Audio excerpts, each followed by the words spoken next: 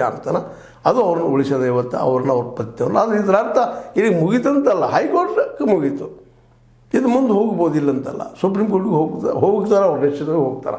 ಯಾಕಂದರೆ ಇಲ್ಲೇ ಕರ್ನಾಟಕದಲ್ಲಿ ಆಗಿರ್ಬೋದು, ಆಲ್ ಓವರ್ ಇಂಡಿಯಾದಲ್ಲಿ ಆಗಿರ್ಬೋದು, RSS ವಿರೋಧಿಗಳನ್ನು ಆದಷ್ಟು ಬುದ್ಧಿವಂತಿಕೆ ಹಣದ ಹಾಕುವಂಥ ಒಂದು ಷಡ್ಯಂತ್ರ ಅನ್ರಿ, ಬೇಡ ಜಾದೂತನ ಅನ್ರಿ, ಅಥವಾ ಮತ್ತೆ ಬುದ್ಧಿವಂತಿಕೆ ಅನ್ರಿ, ಏನು ಅನ್ರಿ ಅವ್ರು ಇರೋದ್ರಿಂದಾಗೆ ಇವತ್ತು ಸಿದ್ದರಾಮಯ್ಯನ ಹೊರಗೆ ಹ್ಯಾಂಗರ್ ಮಾಡಿ ಎಳೆದು ಬಿಟ್ಟಿವಪ್ಪ ಅಂದ್ರೆ ಆಟೋಮೆಟಿಕ್ಕಾಗಿ ನಮ್ಮದು ಕರ್ನಾಟಕ ಬರ್ತದಂಥ ಒಂದು ಚಾಕಚಕ್ಯತೆಯಲ್ಲಿ ಅದ.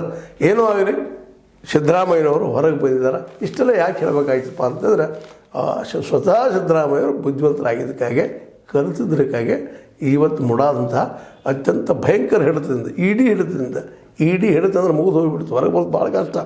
ಪಾಪ ಕೇಜ್ರಿವಾಲ್ ಅವ್ರು ಒದ್ದಾಡಿ ಹೋಗಿದ್ದಾರೆ. ಸ್ವತಃ ಅವ್ರು ಬುದ್ಧಿವಂತಿದ್ದು ಎಲ್ಲ ಇದು ಒದ್ದಾಡಿ ಹೋಗಿದ್ದಾರೆ. ಇವತ್ತು ವಿರೋಧ ಪಕ್ಷದ ನಾಯಕ ಸಹಿತ ಆಗಿಲ್ಲ ದಿಲ್ಲಿ ಕ್ಯಾಬಿನೆಟ್ದಲ್ಲಿ, ಅಲ್ಲೂ ಸೋಲಿಸಿದ್ರು ಅವ್ರನ್ನ, ಜನರನ್ನ ಅವ್ರನ್ನ ದೂರ ಸರಿಸಿದ್ರು. ಅದಕ್ಕೆ ಕಾರಣ ಅಂದರೆ ಸ್ವತಃ ನಮ್ಮ ಕೇಜ್ರಿವಾಲ್ರು ಮಾಡ್ಕೊಂಡಂಥ ಎಡವಟ್ಟುಗಳು. ಯಾಕಂದ್ರೆ ಮೊದಲನೇದಾಗಿ ಅವ್ರು ಮಾಡಿಕೊಂಡ್ರು, ತಮ್ಮ ಬೇಕಾದ ಜನ ದೂರ ಕಳ್ಕೊಂಬಿಟ್ರು ಅವರನ್ನು. ಯೋಗೇಂದ್ರ ಯಾದವ್ ಆಗಿರ್ಬೋದು, ಮತ್ತು ಯಾರೋ ಆಗಿರ್ಬೋದು. ಎರಡನೇದಾಗಿ ತಾನು ಒಬ್ಬ ಡಿಕ್ಟೇಟರ್ ರೂಪದಲ್ಲಿ ಬೆಳೆದವರು.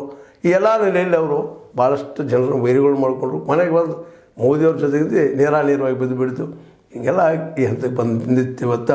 ಆದರೆ ಸಿದ್ದರಾಮಯ್ಯನವರು ಒಂದು ಪಕ್ಷ ಹಿಡ್ಕೊಂಡ್ರು, ಅಹಿಂದ ಸಂಘಟನೆ ಮಾಡಿ ಒಂದು ದೊಡ್ಡ ಪಕ್ಷದಲ್ಲಿ ಹೋದರು. ಅಲ್ಲಿ ಸ್ಥಾನವನ್ನು ಗಟ್ಟಿ ಮಾಡಿಕೊಂಡ್ರು, ತಮ್ಮ ಜೊತೆಗಾರರಿಗೂ ಅನುಕೂಲ ಮಾಡಿಕೊಟ್ರು. ಹೀಗಾಗಿ ಒಂದು ಸಮೂಹ ಅವ್ರ ಹಿಂದೆ ಬೆನ್ನಿಗೆ ಬಿದ್ದಾಗ ಸ್ವತಃ ಬುದ್ಧಿವಂತರಾದರು, ಲಾ ಓದೆ. ಹೀಗಾಗಿ ಇವತ್ತು ಈ ಮುಡಾ ಹಿಡಿತದಿಂದ ಹೊರಗೆ ಬಂದಿದ್ದಾರೆ ಅಂತ ಅನ್ಬೋದು. ಇನ್ನು ಮುಂದಿನ 2-2.5 ವರ್ಷ ಅವರ ಮುಖ್ಯಮಂತ್ರಿ ಆಗ್ಬೋದು, ಮತ್ತಿದು ಅವರ ಜೀವನದ ಕೊನೆ 2.5 ವರ್ಷ ಆಗ್ಬೋದು ಅಂತ ಭಾಳಷ್ಟು ಜನ ಅಭಿಪ್ರಾಯ. ಯಾಕಂದರೆ DK ಶಿ ಅವರಿಗೂ ಗೊತ್ತದ ಇವರ ಶಕ್ತಿ ಎಷ್ಟದ ಅಂತೇಳಿ. ಮೋಸ್ಟ್ ಪ್ರೊಬಬ್ಲಿ ಅವ್ರು ಭಾಳಷ್ಟು ಈ ಮುಖ್ಯಮಂತ್ರಿ ಸ್ಥಾನಕ್ಕೆ ತಿಕ್ಕಾಡೋಕ್ಕಿಂತಲೂ ತಾನಾಗಿ ಬರ್ಲಿಕ್ಕಂದ್ರೆ ಅಟ್ಲೀಸ್ಟ್ ನನ್ನ ಸೈಡ್ ಶೇಪರ್ ಅವ್ರಿಗೆ ಪ್ರಯತ್ನ ಮಾಡ್ತಾ ಇದ್ದಾರೆ. ಹಾಗಾಗಿ ಸಿದ್ದರಾಮಯ್ಯವರು ಸುಲಭ ಬಿಟ್ಟು ಕೊಡೋದ್ರೂ ಎಲ್ಲರಿಗೂ ಗೊತ್ತಿದ್ದ ವಿಷಯ ಅದ.